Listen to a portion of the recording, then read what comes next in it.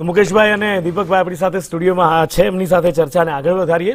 દીપકભાઈ, હરિયાણામાં તો ખરેખર કે જે સોગઠાબાજી રમવામાં આવી, જે પણ કરવું જોઈએ એ બધું જ કરી છૂટ્યા. પછી એ પરિવારવાદના આરોપ લાગે તો લાગે, જે પણ થાય, પણ એક જીત જરૂરી હતી, એક હેટ્રિક જરૂરી હતી, લોકસભા પછી એક બૂસ્ટ જરૂરી હતો, એ કર્યું. પણ જમ્મુ કાશ્મીરની અંદર હજી પણ કાશ્મીર ઘાટીનો વિશ્વાસ ભારતીય જનતા પાર્ટી નથી જીતી શકી, એ આ રિઝલ્ટમાં દેખાય છે.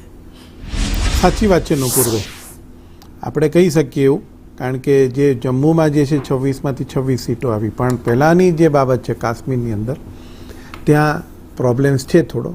કારણ કે 2014માં પણ 25 જમ્મુની જ હતી, ઘાટીમાંથી હજી 370 હટાવી. ત્યાંના ભલે મુસ્લિમ બિરાદરો ત્યાં છે, એમના ઉત્થાન માટે પણ ઘણા બધા કામ થયા છે, બટ ઇટ ડિડન્ટ વર્ક એવું દેખાય છે. એટલે વર્ક તો થયું છે, પણ હજી અમે એમને કન્વિન્સ કરવામાં ક્યાંક હજી અમારે થોડી કચાશ રહી છે એવું કહી શકીએ. અને એવું બની પણ શકે કદાચ, કારણ કે આટલા વર્ષોથી જ્યારે એકને એક શાસન હોય, તમે સમજજો, અને જ્યારે આ 370ની કલમવાળી વાત હોય, સુરક્ષાની વાતચીત હોય કે ડેવલપમેન્ટની વાતચીત હોય, કારણ કે કાશ્મીરની પ્રજા પણ પોતે એવું ઈચ્છે છે કે બીજા રાજ્યોની જેમ અમારો પણ વિકાસ થાય, અમારી પણ સુરક્ષા મળે, એ ઈચ્છે છે. હા, એ કદાચ હું એવું માનું છું ત્યાં સુધી ટૂંક સમયની અંદર એ પણ કન્વિન્સ થઈ શકશે. એ લોકોને પણ ભરોસો બેસશે, એનામાં કોઈ એ નથી, શંકા નથી એની અંદર. કારણ એટલા માટે છે કે જ્યાં એવા પરિબળો હતા કે જે પોતે અત્યાર સુધીની જે કરેલી ભૂલો અથવા તો દેશ માટેની જે કંઈ આ કાશ્મીરને જુદું કરવા માટેની જે બાબતો હતી, એ લોકો પોતાની બાબત મૂકવામાં અત્યારે સફળ થયા હોય, સફળ રહ્યા છે એવું આપણને લાગી રહ્યું છે સ્પષ્ટપણે. કારણ કે જ્યારે અમને પોતાને પણ ખ્યાલ છે કે જ્યારે વિકાસની વાતચીત આવતી હતી ત્યારે કાશ્મીરે પોતે પણ સપોર્ટ કરેલો છે, સુરક્ષાની બાબત આવતી હતી એ લોકો પણ પોતે કંટાળેલા હતા. એટલે સ્વાભાવિકપણે છે, હું માનું છું નુપુરભાઈ કે ટૂંક સમયની અંદર કાશ્મીરની પ્રજા પણ પોતે એ બાબત ઉપર જશે ને વિચારશે. ચલો, એ તો જોઈએ આવનારા સમયની અંદર શું થાય છે. વાજપેયીજીની જેમ આશાવાદ હંમેશા ભારતીય જનતા પાર્ટી વ્યક્ત કરતી આવે છે, અંધેરા છટેગા કમલ ખીલેગા. ખેર, પણ મુકેશભાઈ, કોંગ્રેસે હરખાવવું તો હરખાવવું ક્યાંય સવાલ થતો હશે ને? કારણ કે હરિયાણામાં બહુ પ્રયત્નો કર્યા, ખૂબ બધા પ્રયત્નો કર્યા, પણ સફળતા નહીં મળી. આ બાજુ ઓમર અબ્દુલ્લાના સહારે કાશ્મીરની અંદર માત્ર 7 બેઠકો ઉપર કોંગ્રેસ આગળ છે.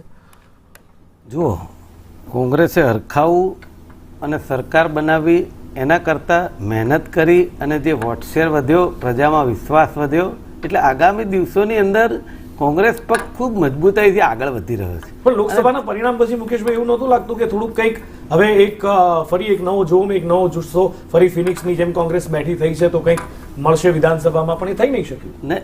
જુઓ, સરકાર જ બને એટલે કંઈ વિશ્વાસ જીતી લીધો એવું નથી. હરિયાણાની અંદર વોટ શેર કેટલો મોટો વધ્યો છે તમે જુઓ.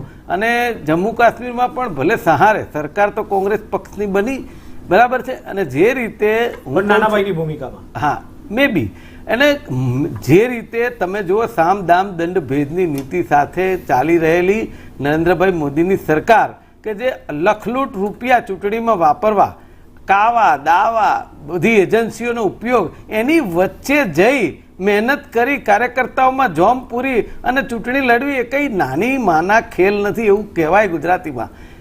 તેમ છતાં પણ જો રાહુલજીને એ લોકો કંઈ ગણતા નહોતા, આજે માણસ સમકક્ષ થઈને તો બેઠા છે, આજે પ્રજાનો વિશ્વાસ જીતવામાં એ સફળ તો થયા છે. મને મુકેશભાઈ એ કહો કે કિસાનોનો મુદ્દો હતો, જવાનોનો મુદ્દો, અગ્નિવીર વાળો પણ મુદ્દો હતો, અને પહેલવાનોનો મુદ્દો હતો. 3 મુદ્દાને ખૂબ એન્કેશ કરવાના પ્રયત્નો કર્યા, તો પછી સફળ કેમ ના રહ્યા? ક્યાં ચૂક રહી ગઈ? આપણે હરિયાણાની જ વાત કરું છું કે આપણે કોઈ પણ મુદ્દાને એન્કેશ કરવાનો પ્રયત્ન ક્યારે કરીએ, એ મુદ્દા ત્યાંથી ઉઠ્યા હોય. તમે સમજો, ખેડૂતો આજે 700થી વધારે ખેડૂતો મોતને ભેટ્યા, અને લોકસભામાં ચાલી રહેલી સરકારે બેકફૂટ ઉપર આવવું પડ્યું 700 ખેડૂતોના મૃત્યુ પછી. એ મુદ્દો તો ઉઠ્યો. પછી એ કુસ્તીબાજોનો મુદ્દો હોય, વિનેશ ફોગાટનો મુદ્દો હોય, કે જે રીતે આખા બેરોજગારી, મોંઘવારી અને અગ્નિવીરોનો મુદ્દો, આ મુદ્દા કોઈ કોંગ્રેસે ઊભા નથી કરેલા. હું પોતે હરિયાણા સોનીપત લોકસભા વિસ્તારમાં ગયો હતો, ત્યાંથી ઉઠેલા મુદ્દા છે. તો પછી વિરોધ પક્ષનું કામ શું છે કે જે પ્રશ્નોને સરકાર વાચા ન આપી શકે એને વિરોધ પક્ષે ઉઠાવી અને આગળ વધવું જોઈએ. વિરોધ પક્ષે ઉઠાવવા માટે ઉઠાવે તો ખરા જ, સ્વાભાવિક રીતે એમાં જે પણ પીડિતો છે અથવા તો જે પણ એના ભોગ બનેલા છે એમને ન્યાય અપાવવાનો પ્રયત્ન, અને એની સાથે એક બીજો પ્રયત્ન વાયસા વર્ષા હોય છે કે એમાં પોતાનો પણ એક વોટનો ફાયદો, પોતે પણ સરકારમાં સત્તામાં આવી શકે એનો ફાયદો પણ કદાચ એ કરી નહીં શકે. ખેર, સમયનો અભાવ છે એટલા માટે ચર્ચાને અહીંયા આગળ આપણે ટૂંકાવીએ છીએ. દીપકભાઈ અને મુકેશભાઈ, આપ ચર્ચામાં અમારી સાથે જોડાયા એ બદલ આપ બંનેનો